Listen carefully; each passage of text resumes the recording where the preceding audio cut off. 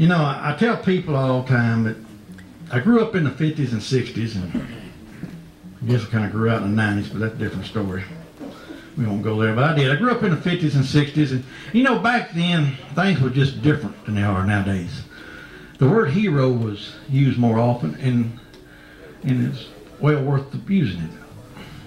You know, of course, now we all have our fictional heroes like Roy and Gene, Tex and Rex, Durango Kid, and Superman, Batman, and all them, but we had real heroes too, like Eisenhower, MacArthur, Mickey Mantle, Roger Maris, Willie Mays, John Glenn, John F. Kennedy. Yeah, you know, back then even president was a hero. Well, this next poem, it's about a hero of mine. And quite honestly, it took me a while to write this. And after I'd written it, I felt like I hadn't said enough about him. I wanted more people to know who he was. So I wrote a little introduction to the poem too, and I like to do it too. There's somewhat of a misconception that in order to be a cowboy, one must be born in the West.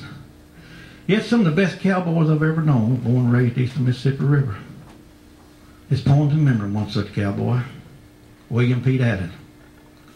Mr. Pete, as we call him, was born and raised in the small community of Clovercroft, just outside Nashville, Tennessee.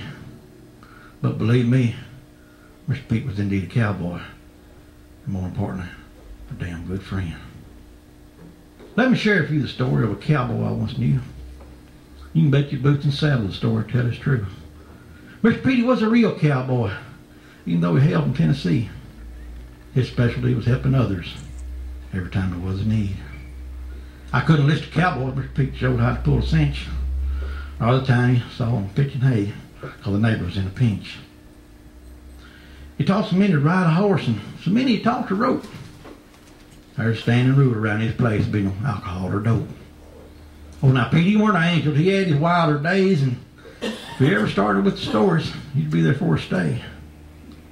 I never knew a man liked to talk as much as Mr. Pete did, but darn it, his stories get so interesting you really glad he did. He'd tell tales about horses and cattle, or some cowboy he once knew. If you ever had screwed up, he'd tell a tale on you. He had stories when he was a youngster and somebody's rodeo days. Rest assured, he'd tell you all about it if a rodeo ever wants to pay. I feel like I could talk forever on this cowboy I once knew. We lost Mr. Pete one November, and that's a story too. I've never known a person whose funeral drew such a crowd. It was because he touched all their lives, and each person very proud. Like all funerals, there was some that spoke, and we had a prayer or two. I never saw so many grown men cry. Oh yes, I teared up too. After the services, we headed to the gravesite. I stopped and looked around. People were walking 12 abreast. The end of the line I never found.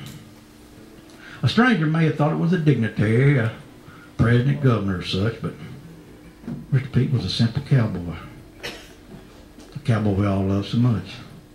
Second thought, he was a dignitary, a proclaimed mayor of Clovercroft.